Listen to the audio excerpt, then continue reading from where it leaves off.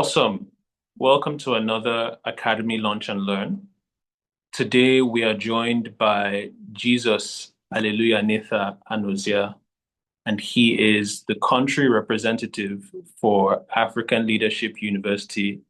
He covers Lagos and Southern Nigeria. So that's a brief introduction, and I will let him introduce himself as he pleases. Thank you very much, Olafare, and good morning, everyone. Thank you for making our time to be here. As Olafare has said, my name is Jesus, and yes, that's my real name from birth. I am deeply passionate about helping people become the best version of themselves, and I'm also very passionate about Nigeria, making Nigeria realize its full potential. Nigeria, the African continent. So I describe myself as a Pan-Africanist at heart. And these passions of mine and my love for problem solving, for people, like instead of get them not realizing potential, same for the country, has guided the kind of work I do. I'm also really interested in art, storytelling, and using all of these things, my interests, to make a change in the world. Thank you for having me here. Fun fact, I'm an alum, not just of the African Leadership University, but also the Abigail Academy. Awesome. Thank you for that introduction. It's an honor and a privilege to have things come full circle. And I think the first question I have is a background question. Um, but maybe before I get into it, could you tell us a bit about how you honed in on your leadership skills, your storytelling, and this session is about designing a purpose-driven career path. So maybe just set the scene for us. Okay. So in terms of my interest in leadership, storytelling, um, on starting with storytelling, I was naturally interested in arts when I was younger, so drawing, and I picked up a particular interest in like drawing cartoons early on, and to an extent some acting. And when you combine these two things, these are elements that are used to tell stories on the screen, like whether it's animation, animated films or movies. And that was something that I was really interested in. So earlier on in in my life, I wanted to become an animator. And now I do not want to become an animator anymore, but I want to tell stories through animated films or movies. So though I may not be a technical person, I'm still fulfilling that passion of mine. And then on the other, so that's how I started getting introduced to storytelling. And eventually I discovered film, animation, and all the amazing things that that that had that pathway has to offer. And so I'm going to be exploring it later part of my life, even now, in different ways. And on the other hand, when it comes to leadership, they say leadership is at the core is about serving and of course guiding people to also towards a shared goal.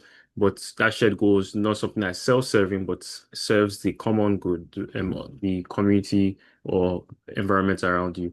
And I think a key part that contributed to me going in this path was my parenting, upbringing. My mom always emphasized being a solution provider.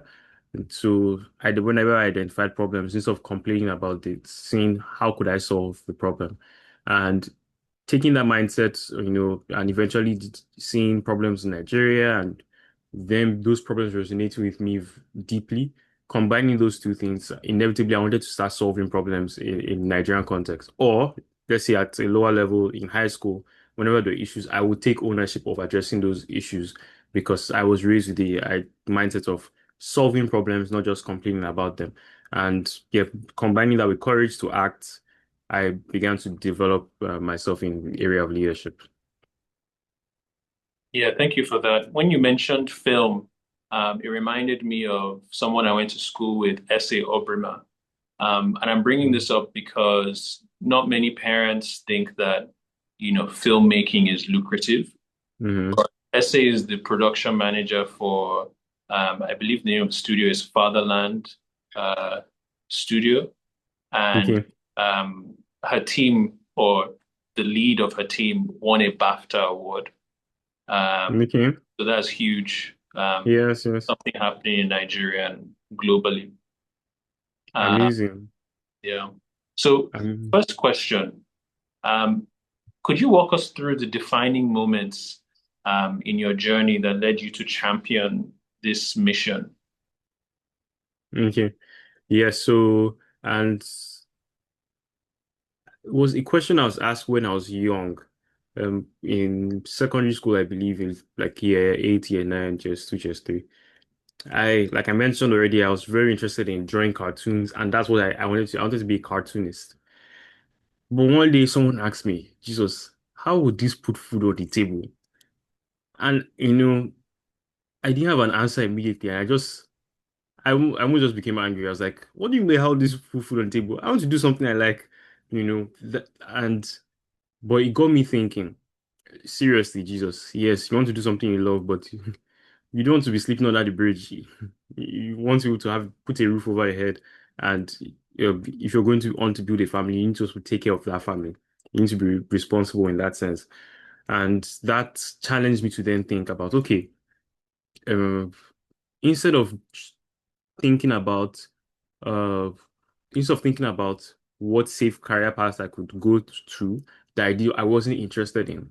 What career paths could I explore that actually aligned with what I was passionate about? So that question triggered that response, and it took me on a whole journey of exploration. That's how I discovered animation. I also discovered transportation design, and sports industrial design, which were all career paths I was very fascinated about because it combined what I loved with also, in this case, something I could be paid well for. At the time, the average annual starting salary for a transportation designer was $80,000 a year. So I knew I would not be poor for sure. And everyone was asking me how you put food on the table. They'll get the answer. But beyond that, I knew I would also be doing something I love. And even animation, although in the context of animation, at the time, the industry was not really developed yet in Nigeria. So I knew, okay, if I was to do this, I'll probably work abroad for a while. But because of my passion for Nigeria, return and establish something here. Definitely. Same thing with translation design. And but when at a point in my journey, someone asked me a question, which I think is the biggest shift. So at right now, most people, some of them on the call here, might already know, okay, yeah, this is what I'm passionate about. I know I can be paid for something good in line with my passion. But the person asked me a question, which I think it's one of the biggest questions that have changed my life. What is your purpose? And I was like, what do you mean? What's my purpose? Like, why do you exist? Uh, And when I started to this, I didn't know I didn't have an answer to that. So I was already on a gap year. So I continued the rest of my gap year. And part of that gap year was, taking SATs at Abigail St. John.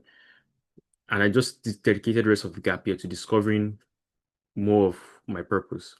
And to discover who my purpose also that to go back into who I am. So that led me on an interesting journey. And fast forward, it also led me to an unconventional university, the African Leadership University, which was where I studied in Mauritius. And it was because we were all about transforming the African continent. I was like, okay, this aligns with my passion. Um, and now when you talk about purpose, purpose is innately is inherently selfless. So it serves others and is meeting a need or in the world. And so when I start thinking about problem solving in that sense as also something I can learn in my career, I discovered that AOU would be a good place to equip me for such a pathway. And by 4 years later, I had been exposed to this idea of Ikigai, which combines, what you love, what you're good at, what you can be paid for, and importantly, which was the last thing I discovered, what the world needs. So where you find the intersection of these four things, you will be doing something that is not only financially rewarding or secure for yourself or aligned with your passion, but also making the lives of others uh, better. And to conclude on this question, by the time I was done with uni, I knew and I saw how privileged I was. Like I was like, I'm genuinely excited about what I'm going to do for work, all those kind of things. Like more people need to know this. People don't need to spend their whole 4 years of school studying something that they think will give them a safe job and eventually discover that, oh, there's actually something else I can do that I actually love. and give me some good money too. So let me pivot. Like, people studying medicine for 7 years and then going into filmmaking or something like that. That was unnecessary, if you ask me. Um, if the person before school was already exposed to the idea of discovering your purpose, your mission, and then discovering a career path that aligns with that, a career path that would also be financially secure, but allow you to fulfill that purpose. I'm guessing the stats of people do who who don't do things related to their major, what they study in the school, would totally reduce. And I guess that's part of the issues I'm going to be solving now, and we're here on the call for. Amazing. Thank you for that response. So many gems. I want to ask follow-up questions, but let me just calm down because I think other people Mm. might have some questions as well. Okay. So I think one of the things we discussed before this session was a startling statistic that 85% of the jobs that will exist in 2030 do not exist today, right? Hmm. So what are some pieces of evidence that support that in your work? What have you seen about the workforce changing that our audience needs to know today about this shift? It's fantastic. So I'll give you a practical example. I got into uni in 2018 and I graduated 2022. I can tell you for sure, or to the best of mainstream knowledge, by 2018, there was no role as an AI prompt engineer, someone who use prompt engineering. There was no mainstream role like that. If you search on LinkedIn, you probably wouldn't see it in 2018 or 2017, which was when I graduated from school. But just 4 years, even before I finished school, by 2021, December, ChatGPT had hit the mainstream market and things were going crazy. All of a sudden, for people who are interested in studying computer science, a number of the things they learned how to do, ChatGPT in 3 years, ChatGPT could now do in seconds. You know, and fast forward now 4 years from 2022, we now have things like AI prompt engineers, AI full stack engineers. These were roles that were not accentuated in the way they are now. Of course, machine learning, which is one of the foundational principles that powers AI, was already in existence for a long time. But in the way it is now being, you could say, packaged or put forward, it didn't exist in that way. So this is just like in terms of current evidence of how things are changing. And I would also share maybe one anecdotal evidence. I was engaging on LinkedIn and I saw a post from someone who leads in sales for software as service companies. And the person mentioned that they noticed an interesting trend where some companies were no longer hiring agencies like tech companies to build solutions for them. They would just get AI agents to do it for them. So on one hand, you see like there's a part of losing jobs, and on the other hand, now there's a new opportunity. The person who can handle or even create the unique AI agent or collaborate with that AI agent to create the service software they need in-house that would get a role in that company. So this is just an example of how things are already rapidly changing and shifting. And I can only imagine what it will be like in 2030. And for some of the people here on the call who 20, because we're in 2025, that's 2030. For context, that is probably going to be the year, 2026, sorry. That's probably going to be the year you graduate from school. For those who are about to enter uni this year, that is going to be the year you graduate from school. So you need to actually be very intentional about how you decide where you study or what you study and your approach to your general career path because things are changing faster. Yes, thank you for that response. And, I agree with everything you've said, especially in terms of, computer science degrees becoming challenged by AI. I think, I would share that my side hustles now involve AI agents and creating solutions with Mm. that technology. So it's definitely a game changer, and people who are interested in innovation need to be thinking about how to pair this new technology with Hmm. what they define as their purpose and expertise. Hmm. So now, what we just touched on purpose. We're touching on school, graduation in 4 years, and it brings me to the mission and major distinction, right? Uh, Hmm. for instance, I was lucky to go to a liberal arts school. So they just drilled into us purpose, purpose, purpose, purpose, purpose. Nice. I studied economics. But now I'm just going to hand over the mic to you. Um, you argue that focusing on mission is a more strategic decision than focusing on a major. Hmm. For someone who has been working towards a job title, like, I want to become an investment banker, I want to become an engineer, how do they balance the two, this mission and major distinction? And what is a step to reorienting their thinking? Awesome. So it's like this, and we could reframe the distinction in this way. One comes before the other. Let's put it like that. Your mission comes before your major. So another way we could say missions, not majors, or that distinction is mission-driven majors or a mission-driven education. And what this means is that you start by identifying your purpose or in this and purpose is a very big word, so maybe you can narrow it down to mission, like the difference or impact you want to make in the world. And like I said already, the Ikigai frameworks helps with discovering that. Now when it comes to, okay, this is the problem I want to solve, this is the issue I want to address in the world, you know then you think about what pathway would best equip me to fulfill this mission. And of course, education plays a role. And in some cases, maybe some people may then discover that it's not even formal or higher education in the way it's currently designed that they need. Because for some people, maybe it's to go to the sports academy or something else, or like the vocational training institutes. So starting first with what is the problem I want to solve, or what is the opportunity I want to harness that will change what the world looks like, that meets a need in the world. Then you reverse engineer and say, okay, what educational pathway should I take that would equip me for this? And when you take this approach, you then discover a major, or in some schools, they also have minors, a major and a minor that you could combine to equip you properly to pursue that mission.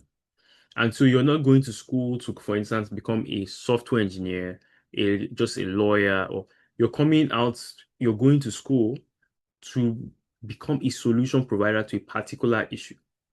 And why this is very important to take this approach on the first space is as part of fulfillment, right? You are aligned, you're doing something that actually aligns with who you are, your passions, and will also make a difference in the world, not just get you financially successful.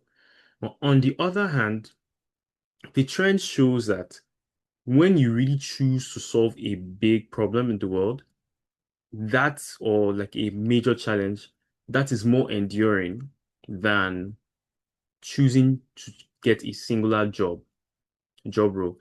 So think about it. And this is a great example.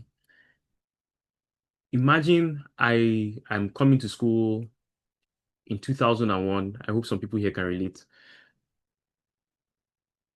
At the time when there's typewriters, okay, 2005, there's still typewriters then, I think, to an extent.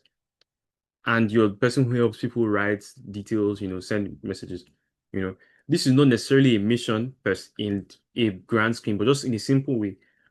If you're approaching going to school to study typewriting, say just to become a good typewriter, eventually, with the introduction of computers and then become mainstream, you'll be totally eliminated.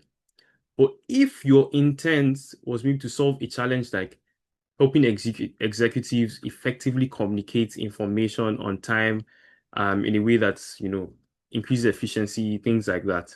This is just a simple an example of this. The what you'd not only see continuation beyond the typewriter phase, but you'll be able to rapidly adapt. So what just changes for you is the how you solve the problem. So at one point you're using typewriting, and then you discovered now the computers. You say, okay, you learn the new how to solve the same problem. right? And then you just remain relevant like that. For instance, myself, who was in and still is interested in animation, before I would need to draw, and then maybe animate on the computer using Adobe After Effects. Now I can also prompt properly, write a script, and the same animation I wanted to produce the other way would come out. And but beyond that technical aspect, I'm like, okay, this is the story I want to tell. This is the impact I want that story to have. And yeah, so taking that approach helps me to stay relevant beyond now, and beyond the changes of how things can be done. Very helpful. And yeah, I know a student. She let me know she wants to study engineering. But something that I like about her approach is that she's connecting what she's interested in studying to what Nigeria needs. So she gave Mhm. some examples. She Okay. said renewable energy, and some other industry specific solutions that the country needs, and then maybe other countries would need. So I like how Mhm. you have brought up that we need to connect the interest to the potential outcome rather than Mhm. just focusing on investing in an interest and then figuring it out in 4 years. Exactly. Yes. Um, so now I think this is a good place to now talk about Ikigai. Because we're talking about a lot of things. You're talking about a lot of things: animation, Hmm. education, AI. So, in your experience working with students, what are the four elements that students struggle with of Ikigai?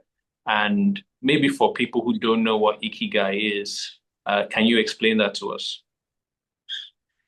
Okay. So, here, Ikigai is a Japanese concept which translates to mean your reason for being, why you exist. And if you dig deeper, you could say your purpose. And according to this concept, or the way the philosophy behind the concept, it says if you find something that combines these four things, what you're good at, what you love, what the world needs, and what you can be paid for, and if you do that thing, you will get the highest fulfillment you could ever attain, right? Like more than if you only had three or two of these things. So, from my experience and engaging with students, I've seen it is different challenges for different sets of students. So there are students who have been allowed to explore and discover more about themselves, what they're really interested in or passionate about, and also what they are good at. And so for such students, they would already know what they are good at, what they love. And oftentimes, unfortunately, in Nigeria at least, some of the counseling does not now look at, okay, how do we combine both of them to what you can be paid for? The counseling is just, okay, what are the most in-demand jobs right now in the market? And what skills do you have there, or what are you good at that we could align one of them? So usually people start with just what you are good at and what you can be paid for. In some schools in Nigeria and around the world, some of them go a step further to then look at what do these people actually love? What do these students, what makes them tick? What are they passionate about? And then they combine what they love, what they're good at, to then think about what they can be paid for. So at least they enjoy the job that they're doing. So there's that part. But now, seldom do people now go beyond these three, which inherently like serve yourself or at least make you happy as an individual, to then think about what does the world need. And sometimes one of the reasons people struggle with this challenge is either um, in school, they're not really exposed to, okay, what the world needs, like challenge. They're not challenged to think about what solution can they solve and provide, what problem can they solve. It's just about what are you good at, what do you love, so you can get a good job that pays you well and you are safe, you know. But the few schools that do things like that or activities that expose students to what the world needs, those students oftentimes um, I have a well-rounded understanding. And I think so for some students, what the challenge they have is discovering what they love, and because they have not really had opportunities to explore, or even what they are good at. For those who have been given those opportunities to explore, what might be missing for them is what the world needs because maybe they are not just exposed to those things, or they themselves don't experience such challenges. So if you have a quote relatively well-to-do life, you may not experience some of these challenges that most people go through, and you may be unaware that they even exist. But for those who few schools or families like emphasize the whole thing, I've seen that yeah, they're able to make better decisions. So in a nutshell, I've seen it's mostly what you love, what the world needs. And a nuance to this then is then discovering this midpoint where all of these things intersect. Because for some reason, even though some students are aware of what they are good at and what they love, or what impact they want to make in the world, they don't see it's not been framed in a way to them that you could also get paid well to do something that aligns with what you love, what the world needs, and what you're good at. So if we be when we start framing that for students to discover, we would have more holistic minded students in this regard. Okay, so in a nutshell, I was saying that for some students who are not given the opportunity to explore a lot about themselves and things like that, they might not even be sure of what they're good at or what they love. For some schools where they emphasize these things, especially through extracurricular activities, they might discover what they're good at, what they love, and and then for those who also emphasize solving problems, they might discover what they're good at, what they love, and what the world needs. But a challenge I've seen oftentimes is that people seldom connect those three things, what you're good at, love, and what the world needs, to what you can be paid for. It almost seems like, you know, what you are can be paid for is only could only be connected to what you love or what you're good at. So, but the more people begin to see that connection, that intersection, I believe more students will be holistically rounded in those four areas. Okay, thank you for that. And then now we're just going to see if anyone in the audience has a question. So I'll pause for some seconds and then feel free to just come off your microphone. No need to raise your hand. Just ask your question.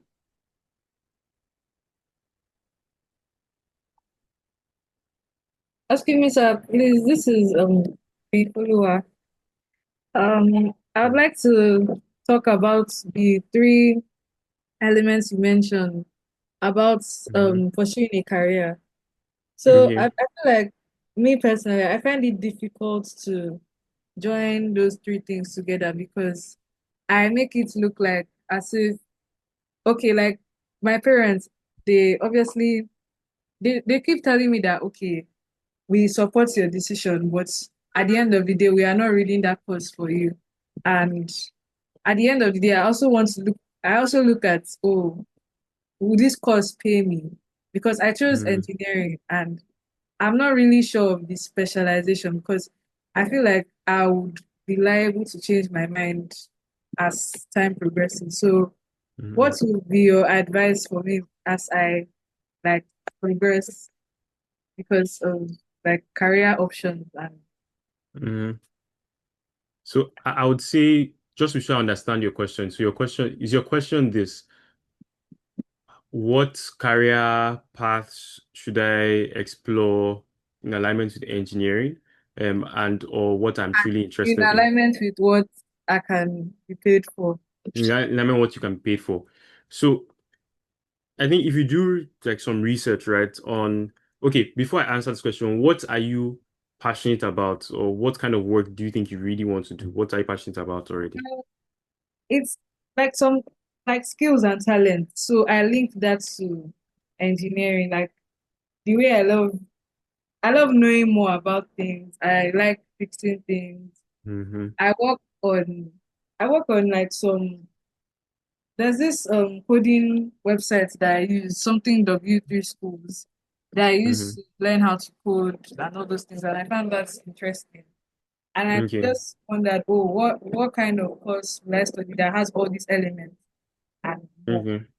Okay, awesome. And then what have you thought about what kind of problems in the world you want to solve, or what need in the world you want to Well, I address? think in terms of our energy sector, like that's why I first like I looked at electrical engineering because it has, Nigeria has problems with Yeah. PACN. all those kind of things. So I felt like, oh, why don't I to go abroad, find out what that we need to solve the country's problem, then come back and work on it. Mm-hmm. Okay. That makes great sense to me. I would say so. It looks like you're already clear on the kind of issues you want to solve, and you're also aware of what your natural strengths, like tinkering things, and it looks like things not just hardware but also software, because you mentioned coding or an intersection of both, coding that influences the hardware. So what I would recommend is then you can just do like a quick search on okay, so engineering looks like a good pathway. If that's something Right. you're interested in, it could be software engineering, it could be mechatronics, robotics. There are different areas.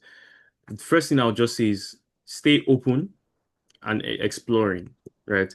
If by the time I was in year 12, I closed my mind to other pathways and just said it was going to be transportation design, animation, or industrial design, which are things I discovered then, I wouldn't be doing the job I'm doing now, you know. So I would recommend, first of all, stay open and then just do your research, like explore what career paths, and maybe if you prompt well, you could also do your research using like an AI bot like Claude, um, ChatGPT, Gemini, or something like that to ask them, okay, something like leveraging the Ikigai framework. These are things I'm passionate about or interested in. These are things I'm good at, and these are the kind of problems I want to solve.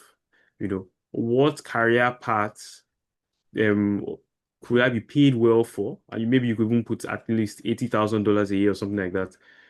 That would allow me to also that would leverage these strengths or passions to solve these kind of issues, and then to give you a list of different potential pathways you can go into.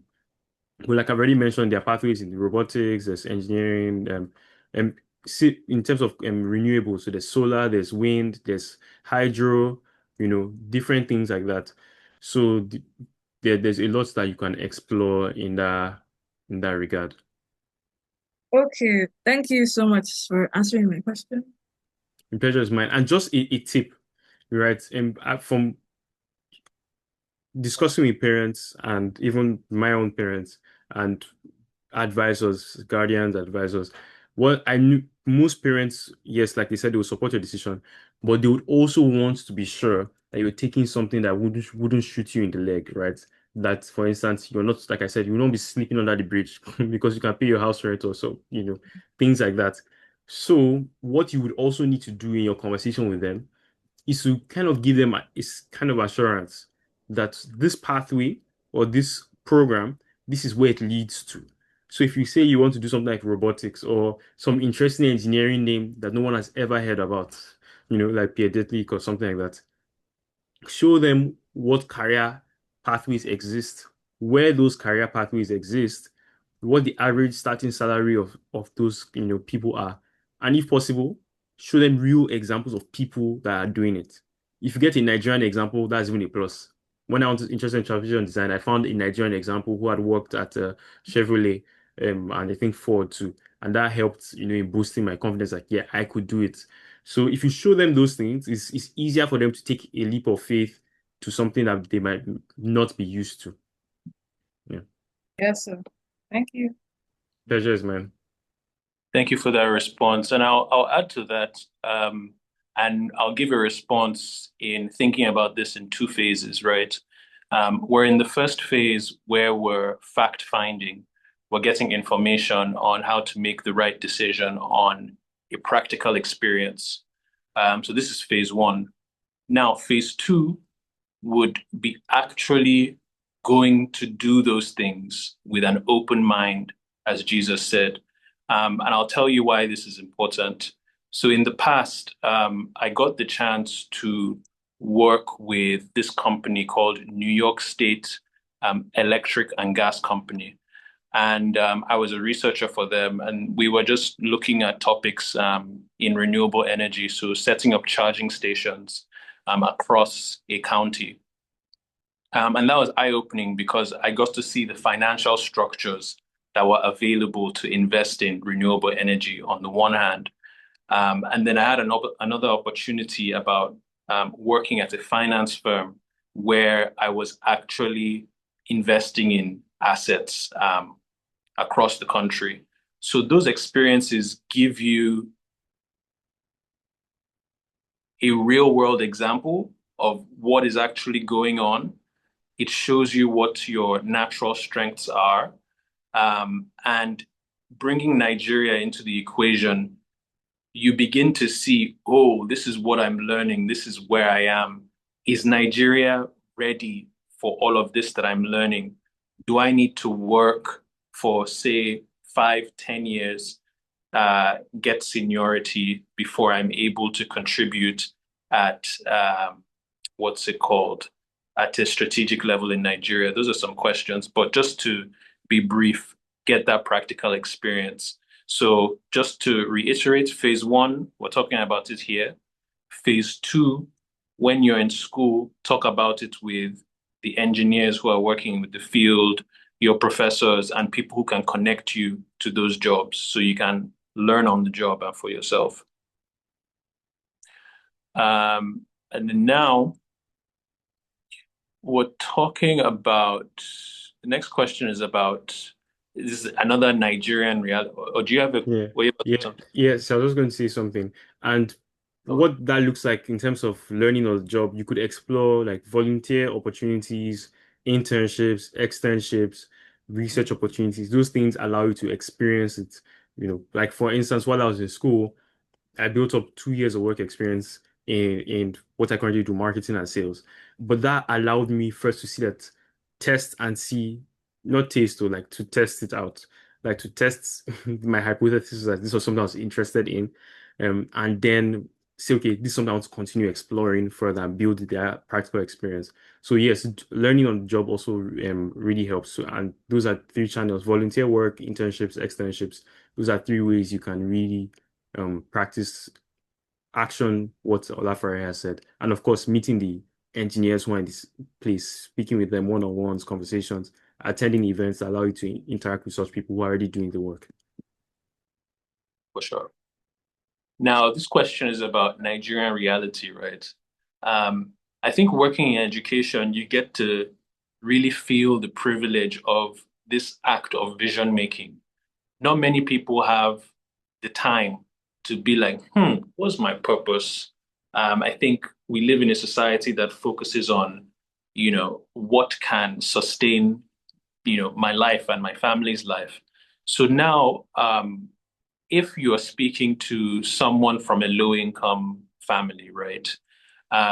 Where does financial stability sit in relation to purpose? Um, must one come before the other, or do they develop in parallel? How do we frame our minds on this topic? Yeah, so I would first now like to say, and this applies to everyone across the spectrum, is that purpose and financial stability are not mutually exclusive. Unfortunately, that's the way it might have been phrased before, like impact and financial. They're not mutually exclusive. They are intertwined. And the Ikigai model shows that clearly. And but beyond that, you could say, okay, well, I don't have time to figure out my purpose. I'll just find something that'll give me a good job and things like that. As we mentioned earlier on, talking about mission-driven majors or a mission-driven approach to life, the person who is solving a problem is most likely going to stay more relevant than the person who is learning just how to do a task. If you're learning just how to build rigs, when robots come in to serve the real needs that building rigs is meant to fulfill, you will be replaced.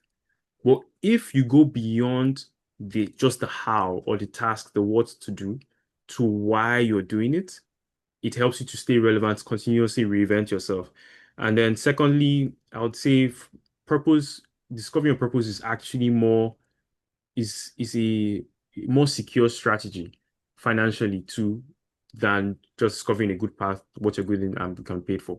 Why? Because if need, how do I put it without sounding philosophical?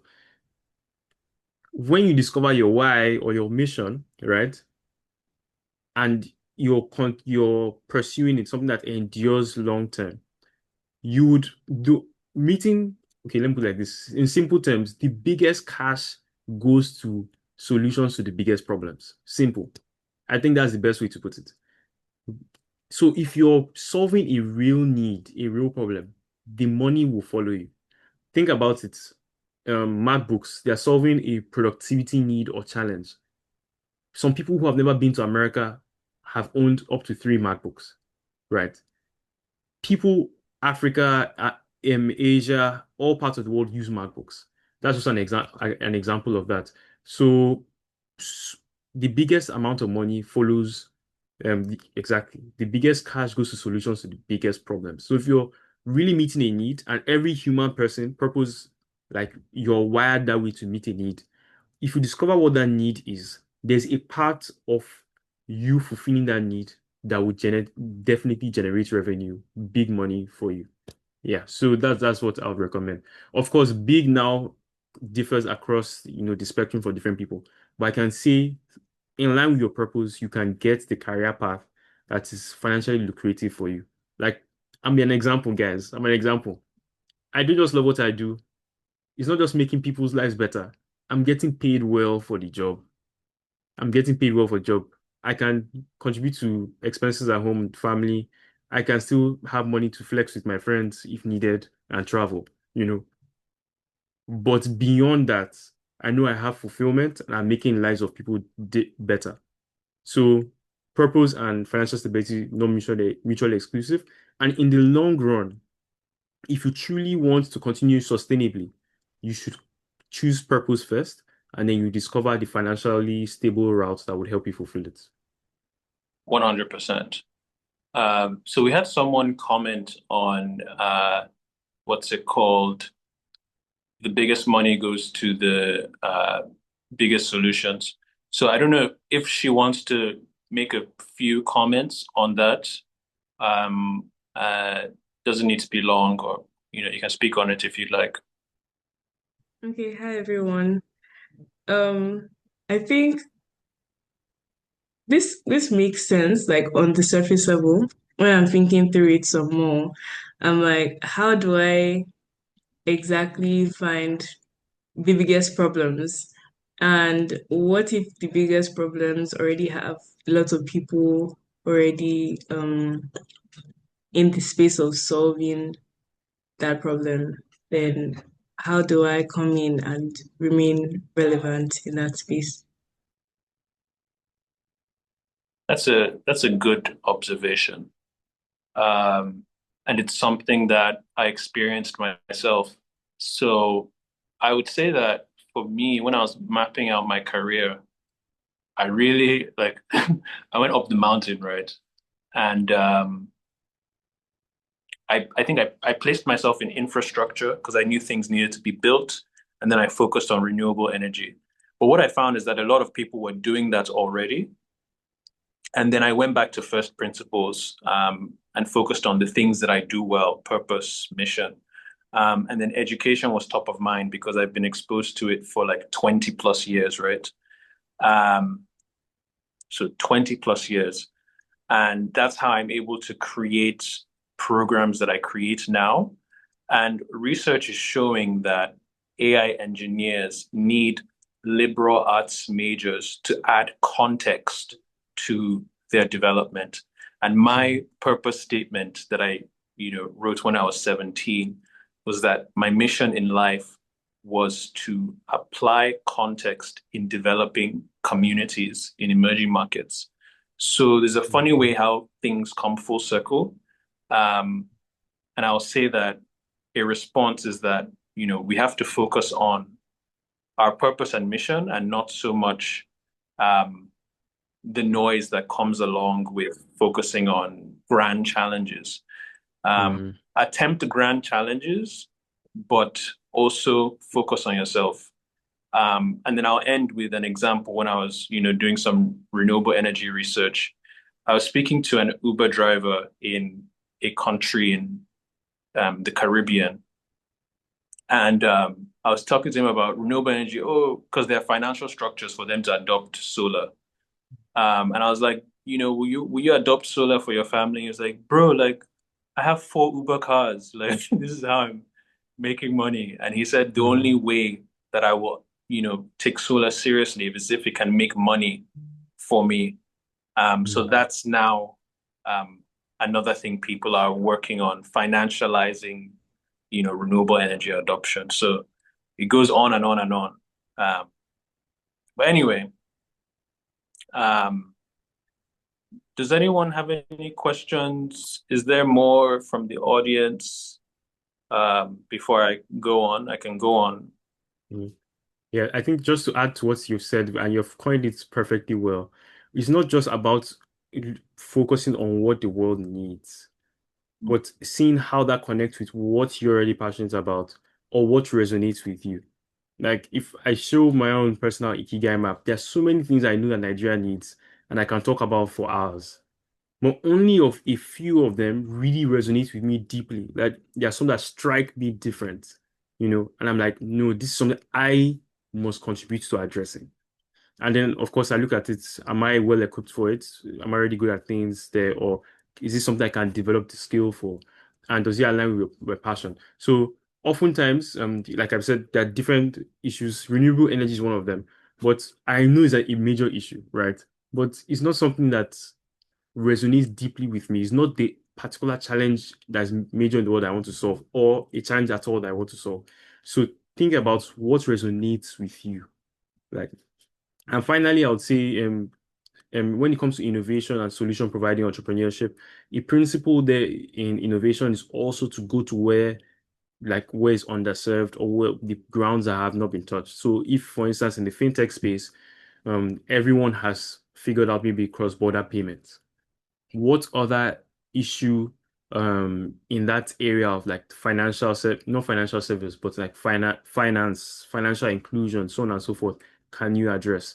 Piggyverse came in and the issue they were solving was poor saving culture in Nigeria, which left many people stranded in emergencies. Instead of creating how to transfer money, they created a solution for saving and they're blown up.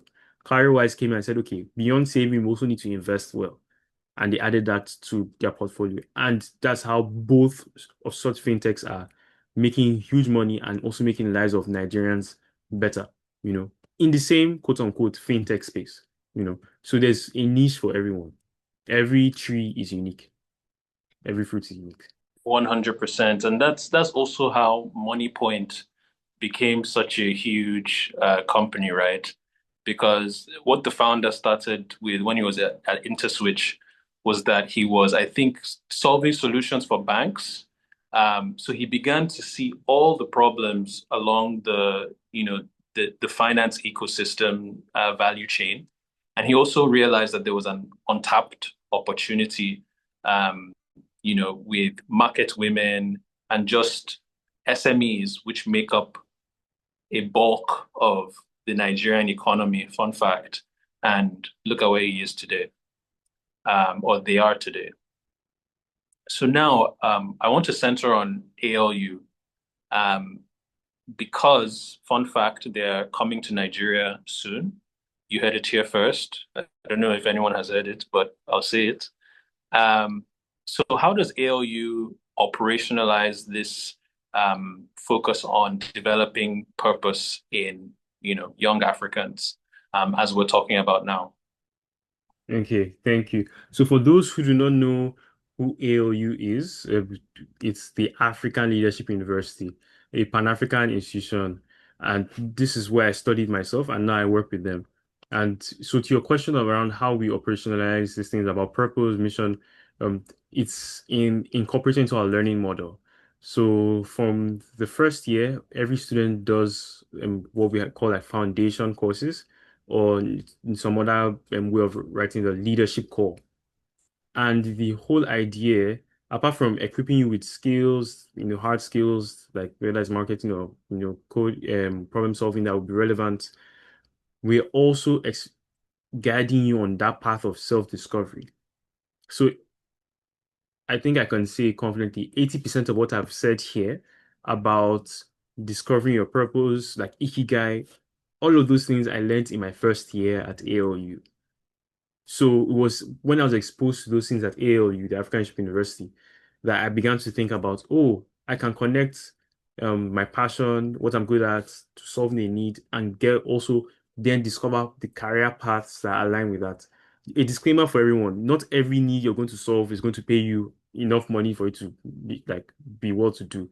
However, there are problems that would pay you well enough so you can also still pursue other paths that may not pay you enough now. And I discovered that while I was at AOU. So that's one thing we do in your first year through the Foundations of Leadership core modules. You're challenged to discover who you are, how to think, learn how to think, and then why you are, and connect it to what you want to study. And then the second part is the mission-driven learning pillar. So beyond your major, like software engineering or international business and trade, you are also then challenged to think about what problem do you want to solve, and how can what you are learning now in software engineering, in machine learning, whatever it is, equip you to solve that problem. So, and the way this plays out academically, so we have what we call mission pillars and grand challenges, grand opportunities. So things like education, healthcare, then talk about opportunities like arts, culture and design, tourism, wildlife conservation. And we have experts in these different areas who we call them mission curators.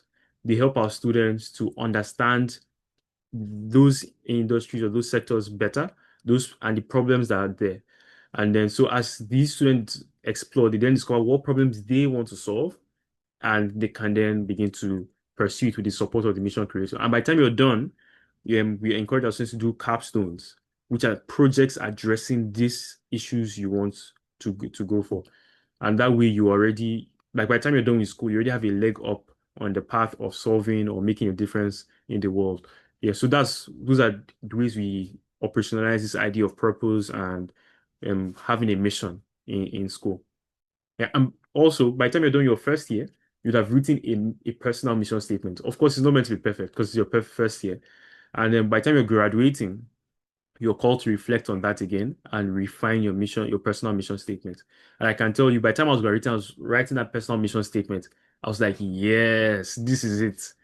And I was like, okay, this is the career path I'm going to start off in now that still aligns with my purpose. Well, I eventually then build the foundation that's needed to go into these other areas. Like I mentioned, animation, storytelling through film. I'm not a filmmaker at the moment in practice, but I know I already have it kind of mapped out that this is how things will eventually get there. And, so that's how AOU does that. I like where we are in the conversation because it makes me think about addressing this challenge of when the market has not caught up to where the global industry is at. And it sounds like what ALU does is that it puts students in situations where they're constantly thinking about where the world is going and putting students in those situations where they learn. The reason why I'm bringing this up is that in certain workplaces that some people will go to, right, their perspective on strategy will be focusing, say you're working in the US or Canada and you're working in energy. Don't be surprised when you're studying how energy challenges in Russia will affect you in the US, right? But not directly, indirectly. So now let's step into Nigeria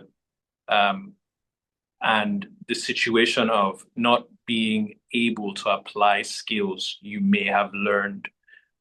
What should students keep in mind? You're a young person passionate about whatever it is, but you find that it's not time in Nigeria, or my thinking is not accepted in Nigeria. What does that young person do? I'd say, first of all, build fortitude because you'll need to endure some of those experiences where you share ideas or you try to apply things and maybe the environment isn't just ready to receive it yet. And then I would say, as you build up yourself, like your own capacity, or your own experience, you can also begin to contribute to elevating what the environment's thinking is. Like these ideas I'm thinking about now about purpose-driven career paths are not things I've commonly heard people talk about here in Nigeria. I'm like, okay, I've tried this, I've tested it for myself, it works. Before I become maybe 20 years into the career path, I can begin to share these ideas with people. And before you know, you kind of contribute to shaping and shifting the way people think about the set topic or subject you're looking at. And then you can also contribute to then shaping whether it's the infrastructure, whatever external factors are needed to bring things into place. That's why we always have like pioneers, right? There are people who maybe because they need to do certain kind of businesses. I can't think of any examples off the top of my head, but because of that need to build something, a new regulation came into place in like for instance maybe Nigeria Startup Act bill or something around fintech, things like that, because someone needed to actually have a real example from Mauritius. One of our students needed to right out of school wanted to start a business and was going to be registered. I think part of it was going to work in Mauritius, but they didn't have a work visa arrangement for people at that age wanted to start up businesses that had great potential. Through the networks that they had built at ALU, they were eventually able to get to a point where a new category was created for them. So, like, whether it was a subcategory of an existing one or something like that, but they now had a, a legal framework that they for themselves and other people could follow. And now other people who want to start businesses at their level can do so in Mauritius. So eventually, apart from enduring what is happening now, then contribute to begin to shift it and change through conversation, sharing ideas, like your thoughts. Also, being a good example. If people don't have any good reference points to what you're saying, they'll kind of hear about the theoretical application and theoretical idea, and they're probably not going to take it on. But if they can see how it's already working, how you have applied it, it's more likely they're more likely to imbibe it. Awesome. So we're at the 1 hour mark, and as much as I'd like to, keep talking for like let's say like 5 hours, I'll just have to close it here and ask if there's anyone in the audience who has a question. I think we have time for one or two questions. So I think it's fastest fingers first. So if you want to come off mute, just do that and ask your question. Hi, good afternoon. Hi, good So my afternoon. question is related to students who happen to be in universities that don't exactly support this. It's not as though they don't support the problem solving mindset, but it's not actively embedded into their learning process. They're not consistently asked the question, oh, what problem do you want to solve? Or consistently reminded that the whole point of a university education is to solve a problem. It then seems like having that mindset is a burden to the structure that is in place, because the structure that is in place is just like bombarding you with a lot of information, and you basically have to even cram your way out of certain courses and stuff like that. So how do I navigate being in a university that supports problem solving but not exactly as entirely as the university you mentioned earlier on? And how don't I see it as a burden? Because it can seem like you're going far away from what they have already presented you with, and you're basically being a unicorn, for lack of a better expression. Okay. I think this is a fantastic question because it's something we have to deal with, and it's also very similar to an extent to Olafare's question about, thinking and where maybe the environment doesn't align. So in this case, there are different things you can do. The change maker in me would say, first of all, meet their standard requirements. Like, okay, this is what you need to do, the information, meet those standard requirements.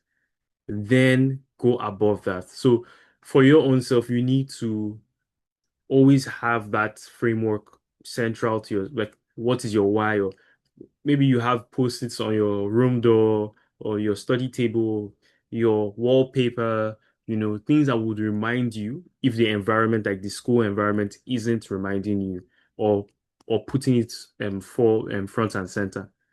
Then in this case, if the university also is already thinking about these things or they're saying it, you could probably, this is the change maker in me, contribute to shaping it and making it more practical and central in their approach. Maybe if they got this feedback from someone saying that, okay, well, what you have told me all for a long time, I'm not seeing it applied practically. Maybe they got such feedback, and then you now come with ideas on how, or even if you don't have the ideas, like say, I have the hands, I'm willing to support you in implementing this and making things different. Things could also change, not just for you, but for other students. And in fact, just to be for those who work in education, because of regulations, things like that, some things don't change as quick as we would like them to. Some like accreditation might even take for a program, I take up to 18 months, 12 months, that's 1 year to a year and a half. So some of the things you're working on maybe may only come to fruition at the end of the year. But I think this is a mindset I want to leave us with. Something I learned in my first year at ALU too, the cathedral building mindset. You can Google this as a famous letter from Bill something from the Cathedral of Milan. The Cathedral of Milan was said to have been taking 400 to 500 years to build. And the people who started building the cathedral knew from the get-go that they were not going to see the end. But they started anyways and they gave their best. Now, hundreds of years later from when it was initially erected, people flock that place. They go to see the sculptures, they go to see the mosaic art, so on and so forth. People go there for worship. But that was like the foundation or the piling, all those things were done by people who knew you're not going to see that end. So some of these changes that we may also want to make in this unique context, or generally speaking, we may not see the full fruition, but you need to be willing to make that sacrifice, to put in the investment, so that whoever continues has a leg up, and eventually things change. So now the second thing I would say is depending on how what the balance is like. If it is like I said, if it is not something you can do, like okay, I meet the general requirements and I still keep this thing front and center and I still try and apply it into my work, or take on the extra things, the internships myself, or other opportunities that would help me to really pursue this mission-driven pathway. If that is not possible, if you ask me, it is if it is an option, you could also consider pivoting to another university. And I'm not just saying this because I work with a university, but it's because I have seen this play out for people, right? So sometimes some of us Nigerians may wonder, oh, but I'm already too old, and you're 19, I'm too old. Like, let me just finish my degree and then I'll go to masters. See, you're not old. Or you're 21 and you're not old, please. I know people who studied at ALU that dropped out they're going to their final year in school in another university, and they dropped out to start at ALU because they knew it was going to be game changing for them.